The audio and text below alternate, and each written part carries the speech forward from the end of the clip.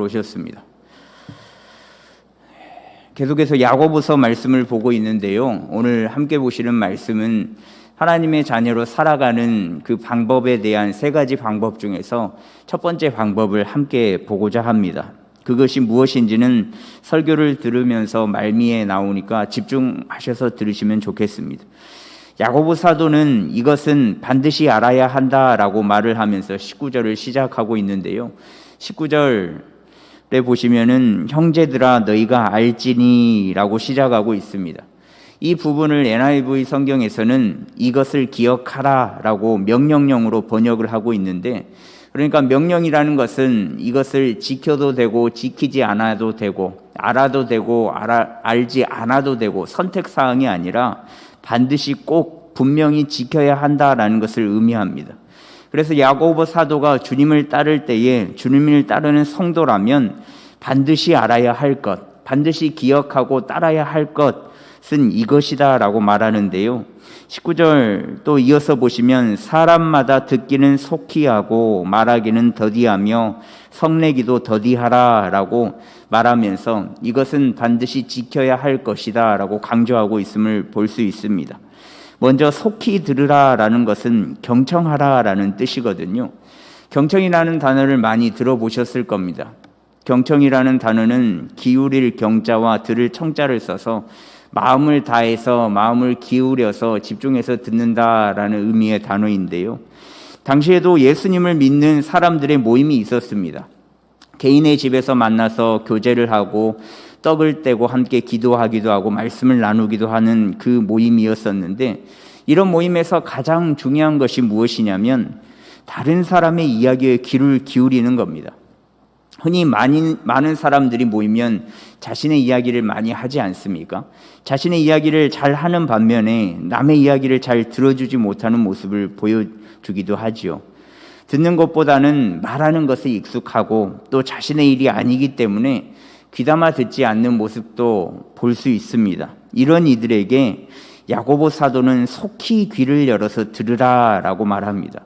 왜 그렇게 듣는 것에 강조를 하냐, 왜 경청하는 것에 강조를 하냐면 주님께서 공생의 사역을 하실 때 그렇게 하셨기 때문에 그렇습니다. 우리 주님께서는 가르치시고 전하시고 고치시고 그러한 사역을 하시면서도 경청을 하는 모습을 굉장히 많이 보여주셨거든요. 경청의 삶을 가장 잘 실천하신 모습을 보여주셨습니다.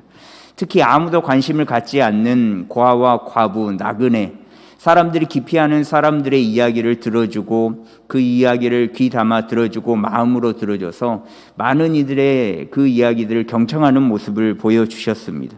주님께서 그러하셨기 때문에 야고보 사도도 마찬가지로 너희가 가장 중요한 것, 이것은 반드시 해야 할 것이라고 말하면서 경청할 것을 명령하고 있습니다. 그러면서 말하는 것과 성내는 것은 더디하라라고 이어서 말을 하고 있거든요. 말하는 것을 더디하라는 것은 말을 천천히 하라는 의미가 아닙니다. 상대의 말을 속히 들어 경청을 하고 그 말에 대해서 최대한 생각을 한 이후에 말을 하라라는 의미를 가지고 있습니다. 상대방이 말하기 어려운 일을 고민하다 말했는데 듣자마자 대답을 한다면 아마 말한 이는 말한 것에 대한 회의감이 들 수도 있기 때문에 그렇습니다. 예를 들어서 누구에게도 말하지 못할 이야기, 친한 친구에게도 또 가족에게도 나누지 못한 이야기를 정말 생각을 많이 하고 또 생각해보고 또 생각해서 겨우 어렵게 이야기를 꺼냈는데 듣자마자 그래, 너의 생각을 알았어, 아니 그렇게 해, 이렇게 무성의하게 즉시로 바로 대답을 한다면 말한 사람이 과연 무슨 생각을 하겠습니까? 어렵게 꺼낸 이야기를 대충 들었나라고 생각할 수도 있겠고요. 또 자신의 일이 아니니까 대충 말하는 것이라 생각하지 않겠습니까? 그래서 말한 사람은 이로 인해서 마음을 닫고 입을 닫아버릴 수 있는 확률이 커지게 된다는 거죠. 그러니 들은 것을 자신의 일이라고 생각하고 나라면 이 상황 속에서 어떻게 일을 진행을 할까? 나라면 이 일에 대해서 또 어떤 고민을 하고 어떤 결정을 내릴까? 그렇게 본인이 자신의 일인 것처럼 그 상대방의 이야기를 듣고 고민하고 말할 필요가 있다라고 이야기를 하는 것이죠. 이렇게 오늘 말씀에서 경청하며 또 자신의 일처럼 깊이 생각하고 대답해주는 저와 여러분들이 되셨으면 좋겠습니다. 혹시 여기에서 뜬금없는 질문이라고 생각하실 수 있겠지만 이어지는 내용이라서 이런 질문을 드리는데, 혹시 여기에 계신 분들 중에서 부부가 많이 앉아 계시잖아요. 부부 싸움을 한 번도 안 해보신 부부가 있을까요?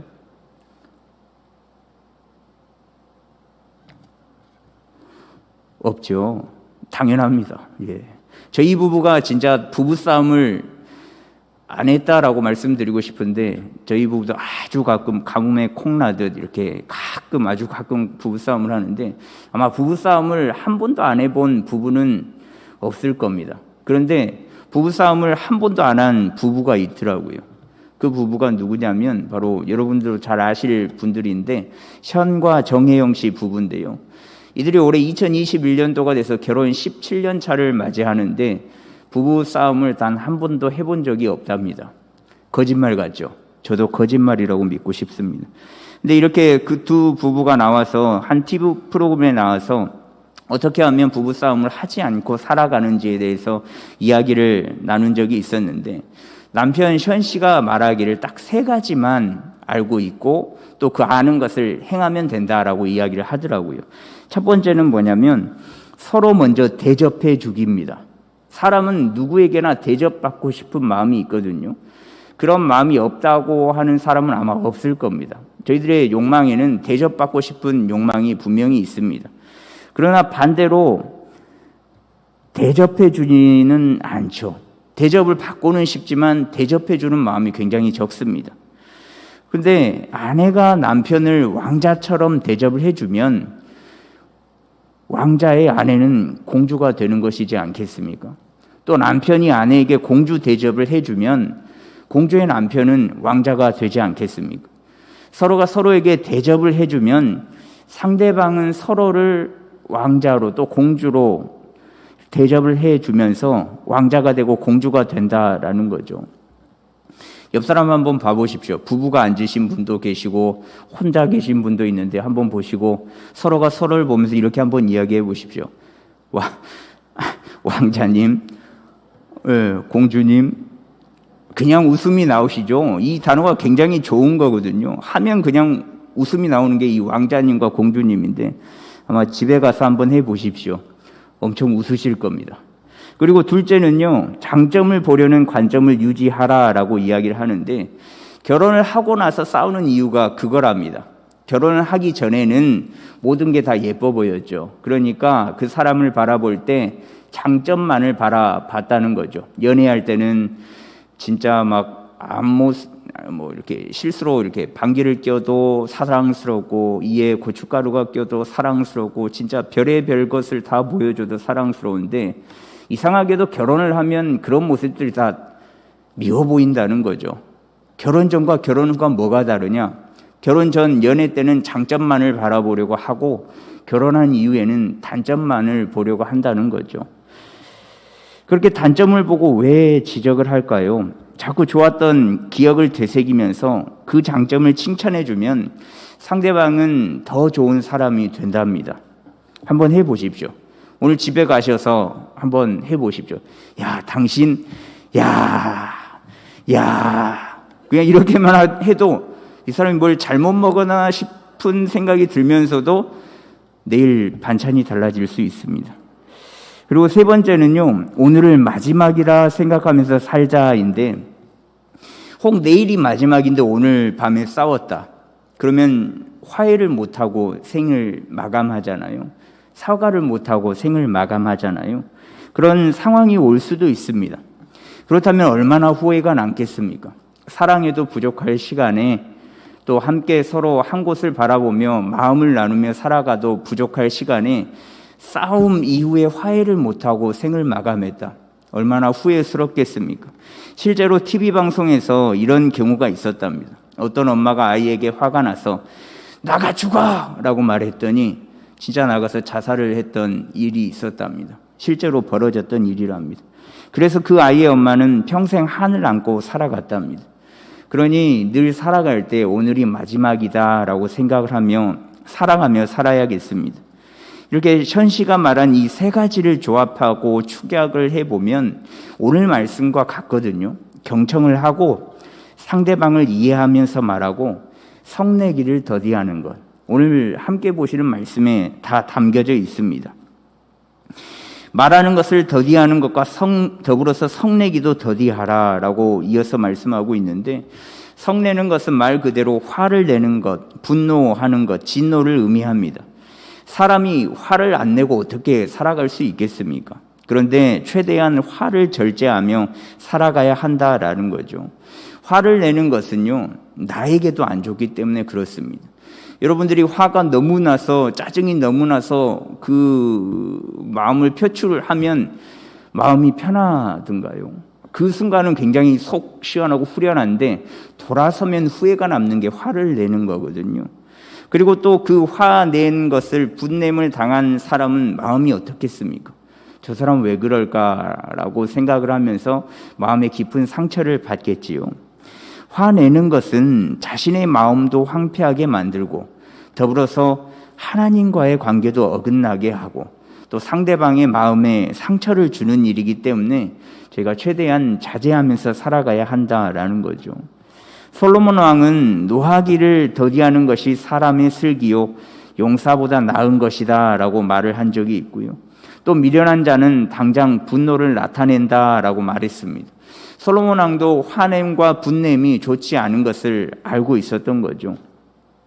또 화를 내는 것은 인간관계, 또 하나님과의 관계를 어긋나게 하는 것이니 더디하는 것이 옳습니다. 더 나아가서 성내는 것은 하나님의 의를 이루지 못하거든요. 오늘 말씀 20절 말씀에 보시면요, 사람이 성내는 것이 하나님의 의를 이루지 못함이라 라고 말씀하고 있습니다. 성내는 것, 즉 분노하고 화를 내는 것이 하나님의 의를 이루지 못한다라고 하는데, 그렇다면 이 하나님의 의는 무엇을 의미하는 것일까? 하나님의 의는 크게 두 가지로 해석할 수 있습니다. 첫 번째는 하나님께서 보시기에 옳은 것, 즉 공의를 의미합니다. 공의는 하나님의 속성이기도 하고 또 하나님이 세상을 통치하시는 기본 원리이기도 하거든요. 그리고 두 번째는 하나님과의 올바른 관계를 말합니다. 성내는 것은 우리가 긴밀하게 하나님과의 깊은 관계를 맺고 있는 그 관계를 흐트러뜨리고 어긋나게 한다라는 것이죠.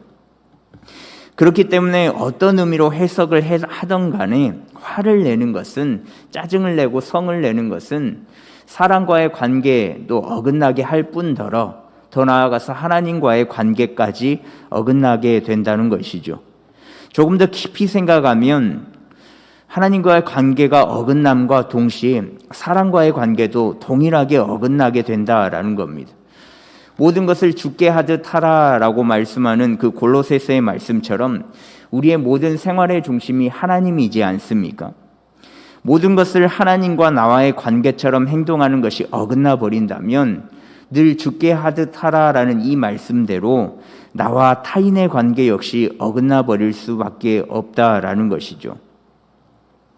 그리고 또 화를 내면요, 주위에 있는 사람들이 다 떨어져 나가기 십상입니다. 만나면 화를 낸다. 만나면 본인의 성질만 부린다. 그렇다면 과연 누가 반겨주겠습니까? 아무도 남지 않겠지요. 화를 내는 것은 자신의 인간관계를 정리하는 것과 동일한 겁니다. 또 화를 내는 것은 하나님의 의를 이루기는커녕 하나님의 의를 짓밟는 행동이 될 수밖에 없습니다. 이렇게 화를 내고 짜증을 내고 성내는 것이 굉장히 무섭습니다. 일상생활에서 습관적으로 내던 짜증과 분노가 하나님과의 관계를 단절시킨다는 것을 생각하니 하나님의 의를 이루기 위해서라도 성내는 것을 더디해야만 하겠습니다. 성내는 것을 더디하고 하나님의 의를 이루는 우리 모두가 되었으면 좋겠습니다. 작은 짜증과 분노가 하나님의 의를 이루지 못하는 일이라면 우리는 과연 어떤 모습으로 살아가야만 하는가? 과연 어떤 모습으로 살아가는 것이 하나님의 자녀다운 모습으로 살아가는 것일까? 정답은 오늘 말씀 21절 말씀에 나와 있는데요. 이 21절 말씀을 함께 봉독하겠습니다. 그러므로 모든 더러운 것과 넘치는 악을 내버리고 너희 영혼을 능히 구원할 바 마음에 심어진 말씀을 온유함으로 받으라. 모든 더러운 것과 넘치는 악을 버리는 모습으로 살아야 한다라는 것을 말씀하고 있습니다. 우리는 예수님을 믿음으로 인하여서 옛사람은 벗어 던지고 새로운 사람으로 덧입지 않았습니까? 새로운 사람이 이미 되었다는 거죠. 옛사람은 벗어 던지고 새 사람이 되었다라는 것은 부분적으로 바뀐 것이 아니라 전체가 바뀌었다라는 것, 탈바꿈했다라는 것을 의미합니다. 그러니 더러운 것과 악에서 가까웠던 옛사람은 벗어 던지고 거룩하고 성결한 새 사람으로 옷 입었다라는 거죠. 그것도 한시적인 것이 아닌, 일회적인 것이 아닌 지속적인 것으로, 영원한 것으로 우리는 예수님 덕분에, 예수님 때문에 그렇게 전체가 바뀌게 되었습니다. 인간의 본성은 죄성이기에 어떻게 하면 죄를 지을까라고 고민하지 않아도 자연스럽게 죄를 짓는 것이 인간이긴 하거든요. 그런데 죄는 이렇게 지어야 잘 지을 수 있다라고 알려주지 않아도 죄된 모습을 그렇게 잘 보여주는 동물이, 생명체가 바로 인간입니다. 아이들이 자라면 자랄수록 속을 많이 썩이잖아요. 속을 많이 썩히잖아요. 말하는 것도 그렇고 말도 안 듣고 거짓말도 하고. 그런데 여러분들도 아이들을 키워보셨겠지만, 또 자라나는 아이들을 곁에서 보셨겠지만, 어른들이, 또 부모들이 아이들에게 이렇게 하면 화가 난다, 이렇게 하면 죄를 잘 짓는다, 이렇게 하면 옥살이를 할 수 있다, 이렇게 하면 형량을 더 받는다, 그렇게 알려주는 사람들을 보셨습니까? 그렇게 교육하는 사람을 보신 적이 있으십니까? 아마 단 한 명도 없을 겁니다. 이렇게 죄를 지어라라고 알려주는 사람이 없다는 거죠. 그 반대로 이렇게 하면 사랑을 받고, 이렇게 하면 세상을 좀 더 편하게 살아갈 수 있고, 이렇게 하면 관계가 더 돈독해질 수 있어, 그렇게 이야기를 하고 알려주지, 죄를 잘 짓는 방법에 대해서 알려주는 어른은, 가족은 없을 겁니다. 그런데 아이들이 커가면 커갈수록 거짓말도 잘하고 죄된 모습도 잘 보여주고 그렇거든요. 저희 집 애들이 그렇다는 건 아닙니다. 왜 그러냐면 인간이 죄성을 가지고 있기 때문에 그렇습니다. 죄는 이런 건데 이런 거를 잘할 수 있어 안 알려줘도 알아서들 잘하는 것은 인간이 죄성을 갖고 있기 때문에 그런 겁니다. 허나 본성이 죄성이라고 할지라도 반드시 우리는 더러운 것과 넘치는 악을 내버리기 위하여서 발버둥치며 살아야만 합니다. 우리는 예수님으로 인해서 새 옷을 입었기 때문에 그렇습니다. 그리고 이것이 하나님의 의를 이루는 일이기 때문에 그렇습니다. 그래서 죄된 모습을 가지고 살아갈 수밖에 없지만, 그렇기 때문에 내가 더 큰 죄를 지어야지라고 생각하며 죄를 짓는 것이 아닌, 모든 더러운 것과 넘치는 악을 내어버려서 발버둥 치는 삶, 또 하나님의 의를 이룩하기 위하여서 부단히 노력하며 살아가는 우리가 되면 좋겠습니다. 제가 지금까지 경청하고 또 경청한 것을 깊이 생각하여서 자신의 일이라고 생각하고 대답하고, 또 성내기도 더디하고 모든 더러운 것과 넘치는 악을 내어버려야 한다라고 말씀을 드렸습니다. 그런데 이렇게 해야 하는 이유가 있는데요, 그것은 말씀을 온유함으로 받기 위한 기초 작업이었습니다. 보통 온유하다라는 것, 온유함은 성격이나 태도가 온화하고 부드럽다라는 의미로 쓰이는데, 여기서 쓰인 온유함은 다른 의미로 쓰이고 있습니다. 여기서 말하는 온유함의 그 원어의 어근은 사나운 짐승이 길들여진 상태, 고열로 인해서 고통받는 환자가 약으로 인해서 진정된 상태, 갈증이 냉수로 인해서 해결된 상태 등등의 의미를 나타내는 원어의 어근을 쓰고 있거든요. 그러니까 한마디로 말하면 불같은 마음을 억압함으로 누그러진 마음의 상태, 그러니까 평안한 마음을 뜻하는 겁니다. 이런 마음의 상태, 즉 온유한 상태에서 말씀을 받아야만 우리에게 그 하나님의 말씀이 심겨질 수 있다라는 것을 의미하고 있는 거죠. 하나님께서는 우리에게 늘 지속적으로 계속해서 말씀하고 계시거든요. 계속 우리를 향하여서 말씀하고 계시는데 우리가 변하지 않는 이유, 우리가 늘 죄된 모습을 더 보여줄 수밖에 없는 이유, 그렇게 살아가고자 노력하지만 그와 반대의 삶을 보여줄 수밖에 없는 이유는 우리의 상태가 온유하지 않기 때문에 그렇습니다. 온유한 상태가 되지 않는 상태라면 주님께서 아무리 말씀하시고 한다고 한들 들을 수가 없는 것이죠. 하나님께서 지속적으로 계속적으로 말씀하신다고 한들 하나님의 일이 헛일이라는 겁니다. 그러니 우리는 경청하고 그것을 깊이 생각하여 말하고 또 성내기를 더디하며 더러운 것과 넘치는 악을 내어 버려야만 합니다. 이렇게 진행되었을 때 온유함, 불과 같은 마음을 억압하여서 우리가 말씀을 받을 수 있는 기초가 마련되니 온유함으로 말씀을 받을 수 있는 우리 모두가 되었으면 좋겠습니다. 하나님의 자녀로서의 모습으로 살아가는 삶에 대한 첫 번째의 방법, 앞으로 두 번째, 세 번째도 함께 볼 건데요.